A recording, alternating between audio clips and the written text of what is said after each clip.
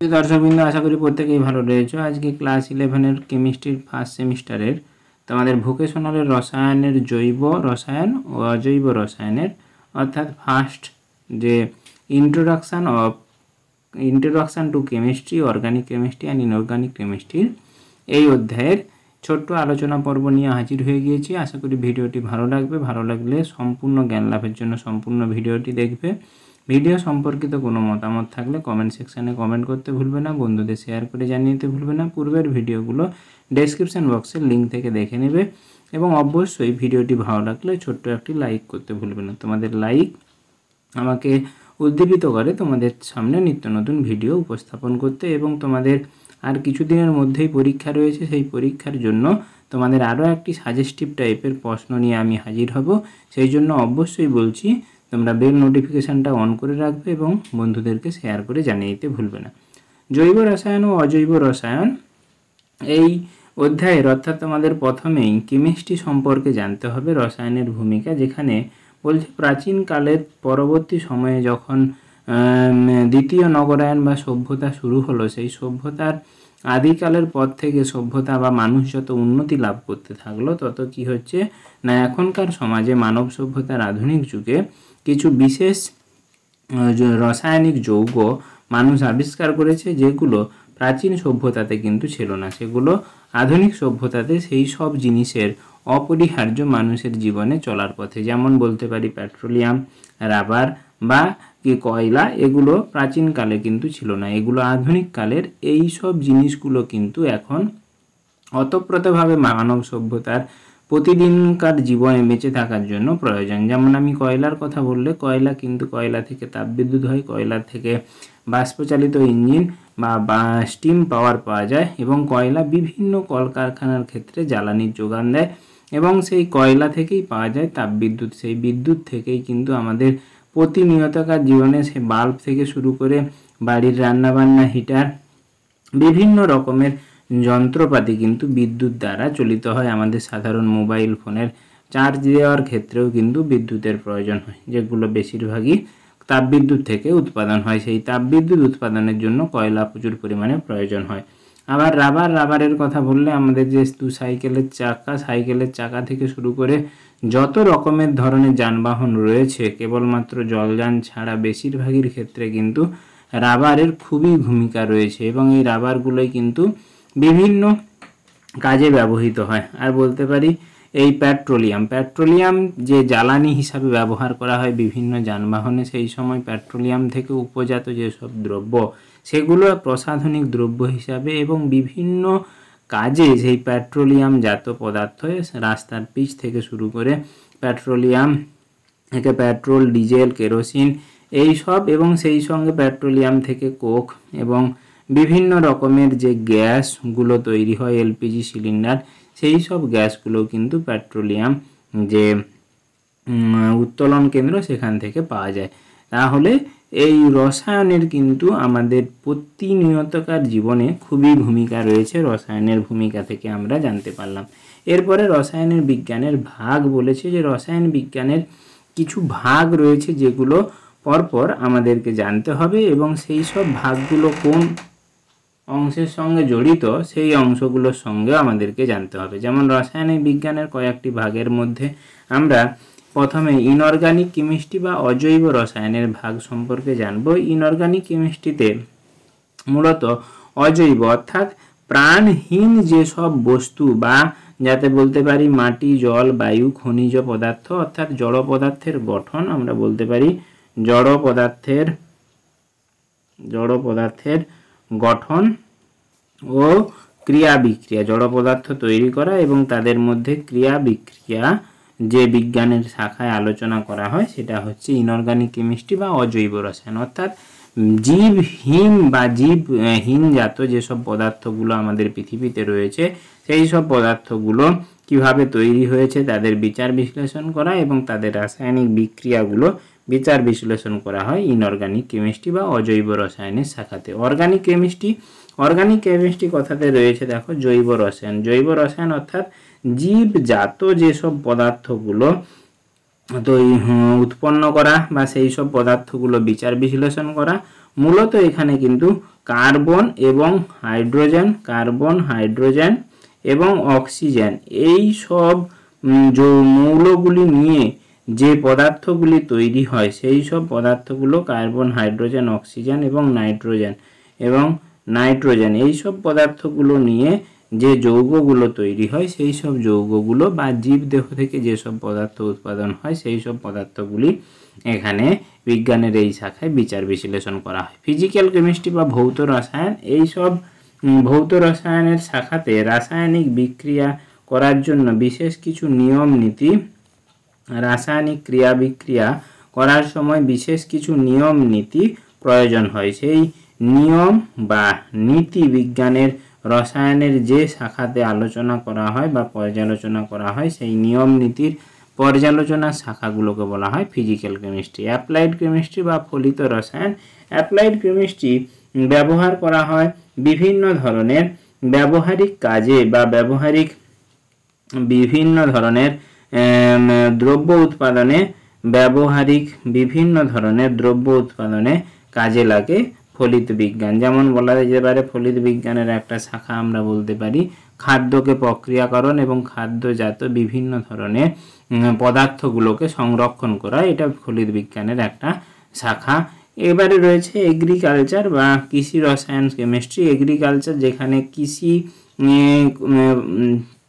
কৃষিজাত দ্রব্য কিভাবে সহজ উপায়ে উৎপাদন করা যাবে এবং কৃষিজাত যে উৎপন্ন ফসল সেই ফসলে বিভিন্ন রোগ পোকামাকড় এবং তার জন্য ব্যবহৃত সার কীটনাশক কিভাবে উৎপন্ন হবে সেই সব পর্যালোচনা করা হয় রসায়ন বিজ্ঞানের যে শাখায়, তাকে বলা হয় এগ্রিকালচার কেমিস্ট্রি বা কৃষি রসায়ন কেমিস্ট্রি। বায়োকেমিস্ট্রি বা জীব রসায়ন, বায়োকেমিস্ট্রিতে বিভিন্ন রকমের ঔষধ তৈরি করা, বিভিন্ন ধরনের রোগকে নিয়ন্ত্রণ করার জন্য বিভিন্ন ঔষধ উৎপাদন করা এবং বিভিন্ন জীবাণুকে পর্যবেক্ষণ করা বিজ্ঞানের যে শাখাতে করে থাকে বা রসায়ন বিজ্ঞানের যে শাখাতে এই ঔষধ উৎপাদন, রোগ নির্ণয় করা, জীবাণুকে পর্যবেক্ষণ করা, সেই শাখাকে বলা হয় বায়োকেমিস্ট্রি বা জীব রসায়ন।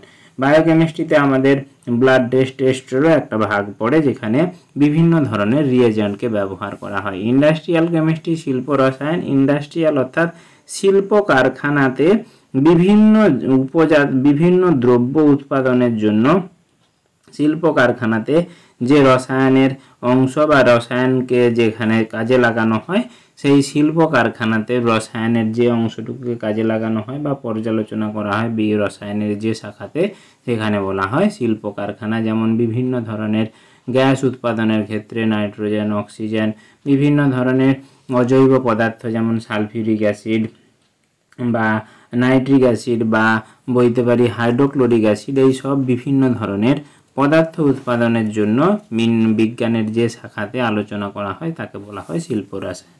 রসায়নের গুরুত্ব এবং পরিধি, scope and importance of chemistry. রসায়নের গুরুত্ব বলতে খাদ্যবস্তুর ক্ষেত্রে যেমন কোনো খাদ্যবস্তুকে প্রক্রিয়াকরণ, খাদ্যবস্তু সংরক্ষণ, খাদ্যবস্তুর একই রকম গন্ধযুক্ত বিভিন্ন দ্রব্য উৎপাদন করা, সেই এবং কোনো খাদ্যবস্তুকে অনেক দিন ধরে বলতে পারি যে নষ্ট হওয়ার হাত থেকে রক্ষা করার জন্য বিজ্ঞানের যে অংশে কে পর্যালোচনা করা হয় সেই সঙ্গে খাদ্যবস্তু এবং সেই সঙ্গে বলতে পারি বিভিন্ন কৃষিজ ফসলকে রোগ পোকামাকড়ের হাত থেকে রক্ষা করার জন্য রসায়নের বিভিন্ন অবদান বা গুরুত্ব রয়েছে। কারণ রাসায়নিক সার, কীটনাশক এগুলোই কিন্তু বর্তমান জগতে রোগ পোকামাকড় নিয়ন্ত্রণ, মাটির উর্বরতা বৃদ্ধির ক্ষেত্রে গুরুত্বপূর্ণ ভূমিকা পালন করে। চিকিৎসা বিজ্ঞানের ক্ষেত্রে বলেছিলাম একটু আগেই যে বিভিন্ন ধরনের রোগ প্রতিরোধক ঔষধ যেমন অ্যানালজেসিক বা বলতে পারি আমরা তোমার বিভিন্ন ধরনের ব্যথা বেদনা নিবারণের জন্য বেদনানাশক হিসাবে, আবার জ্বর কমানোর জন্য বিভিন্ন ধরনের অ্যান্টিবায়োটিক ঔষধ যেমন স্ট্রেপ্টোমাইসিন, টেট্রাসাইক্লিনিক, পেনিসিলিন জীবাণু সংক্রমণ রোধ করার জন্য এবং বিভিন্ন পোকামাকড় রোধের জন্য বা মশাকে দমন করার জন্য, বিভিন্ন ধরনের রোগ জীবাণুকে প্রতিহত করার জন্য, জল পরিশোধন করতে ব্লিচিং পাউডার, পটাশিয়াম পারম্যাঙ্গানেট, চুন এরকম বিজ্ঞানের যে শাখাতে এখানে চিকিৎসা বিজ্ঞানের কিন্তু অপরিসীম গুরুত্ব রয়েছে রসায়ন বিজ্ঞানের। দৈনন্দিন চাহিদা মেটানোর জন্য যেমন আমাদের জামা কাপড় তৈরি করতে, জামা কাপড় রং করতে, কৃত্রিম তন্তু, টেরিলিন, লাইলন, রেয়ন এইসব তৈরি করতে, রেডিও, টেলিভিশন যে যন্ত্রাংশ বা তার বাইরের আবরণ তৈরি করতে যেখানে প্লাস্টিক প্রচুর পরিমাণে প্রয়োজন হয়, রেফ্রিজারেটরের অংশ বিশেষ, রেফ্রিজারেটরে যে গ্যাসকে ব্যবহার করা হয় সেই গ্যাস রসায়নের অংশ থেকে কিন্তু তৈরি হয়। আবার বিভিন্ন ধরনের ইলেকট্রিক সুইচ, তার, সেগুলোর ওপরে যে প্রলেপ দেওয়া হয়, ডিটারজেন্ট, সাবান, পেন্ট, বিভিন্ন ধরনের রং, আসবাবপত্র, মোটর গাড়ি, উজ্জ্বল সৌন্দর্য বৃদ্ধি করতে যে রঙগুলো ব্যবহার করা হয়, বিভিন্ন ধরনের গন্ধ, পারফিউম, ট্যালকাম পাউডার, শ্যাম্পু, রঞ্জক পদার্থ, নেল পালিশ ইত্যাদি, kerosene, diesel, lubricating grease, petroleum জাত পদার্থ, পলিথিন, টেফলন, পলিপেপার, বিভিন্ন দৈনন্দিন জীবনে যেসব পদার্থগুলো প্রয়োজন হয় সেগুলো কিন্তু রসায়নের তাদের কিছু না কিছু অংশ ওতপ্রোতভাবে জড়িত বা রসায়ন বিজ্ঞানের কিন্তু আমরা বলতে পারি কাজ রয়েছে ওই সব দৈনন্দিন চাহিদা মেটানোর জন্য যেসব দ্রব্য বস্তু লাগে তাতে। এরপরে আমরা জানব যে রাসায়নিক শিল্প কারখানার কিছু ভাগ, যে কেমিস্ট্রিগুলোর আমরা একটু আগেই পড়েছিলাম, অজৈব রসায়ন বা ইনঅর্গানিক কেমিস্ট্রি। ইনঅর্গানিক কেমিস্ট্রি যুক্ত যে শিল্প কারখানা রয়েছে তার কয়েকটি নাম জানব।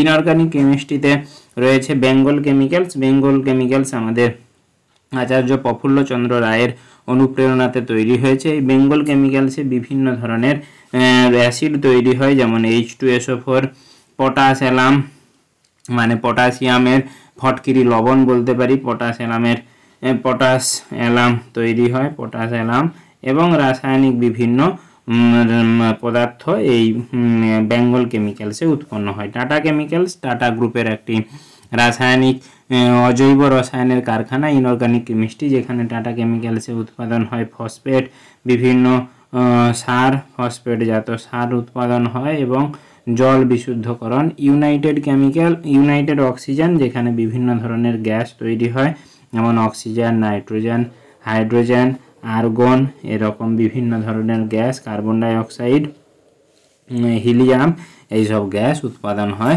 ইউনাইটেড অক্সিজেন কোম্পানিতে। Gujarat Narmada valley fertiliser corporation company, fertiliser কথার অর্থ হতে সার, এখানে বিভিন্ন ধরনের গোমর সার, এনপিকে বা অ্যামোনিয়াম, ইউরিয়া সার উৎপাদনের জন্য Gujarat Narmada valley fertiliser company অজৈব কারখানার মধ্যে, রসায়ন কারখানার মধ্যে অন্তর্গত। জৈব রসায়ন, জৈব অর্থাৎ জীবজাত পদার্থ নিয়ে যেখানে বিচার বিশ্লেষণ করা হয় এবং সেই সব পদার্থ উৎপাদন করা হয়, যেমন হলদিয়া পেট্রোকেমিক্যালস লিমিটেড। পেট্রোকেমিক্যালস কথার অর্থ হচ্ছে পেট্রোলিয়াম জাত দ্রব্য এখানে পরিশোধন করা হয় এবং তার উপজাত দ্রব্য নিয়ে বিভিন্ন কাজকর্ম করা হয়, সেখান থেকে পেট্রোল, ডিজেল, কেরোসিন এই বিভিন্ন পরিশোধনজাত পদার্থগুলো উৎপন্ন হয় এবং সেখানে লুব্রিক্যান্টও উৎপাদন হয়। ইন্ডিয়ান পেট্রোকেমিক্যালস কর্পোরেশন অর্থাৎ আইওসিও ওই একই পেট্রোকেমিক্যাল বা শোধন পেট্রোলিয়াম জাত পদার্থ উৎপাদনের জন্য কাজ করে। Gujarat gas company limited, Gujarat gas company limited এই যে এলপিজি বা পেট্রোলিয়াম থেকে একটি পেট্রোলিয়াম খনি থেকে উৎপাদন হয় এলপিজি, সেই এলপিজি গ্যাস এবং বিভিন্ন ধরনের ন্যাচারাল গ্যাস প্রস্তুতিতে, কম্প্রেস ন্যাচারাল গ্যাস সিএনজি প্রস্তুতির জন্য ব্যবহার করা হয় CNG gas. Hindustan liver limited বিভিন্ন ধরনের আমাদের প্রসাধনিক যৌগ, যেমন সাবান, ওয়াশিং পাউডার, বিভিন্ন ধরনের ডিটারজেন্ট, জ্যাম, জেলি, অন্নপূর্ণা আটা, বিভিন্ন ধরনের খাওয়ার জাত দ্রব্য হিন্দুস্তান লিভার লিমিটেড উৎপাদন করে। এশিয়ান পেন্ট হচ্ছে রং শিল্পের সঙ্গে বিভিন্ন বাড়িঘরের রং তৈরির ক্ষেত্রে ব্যবহার করা হয় এশিয়ান পেন্ট। বার্জার পেন্টও রং তৈরির জন্য, শালিমার পেন্ট রং উৎপাদনের জন্য।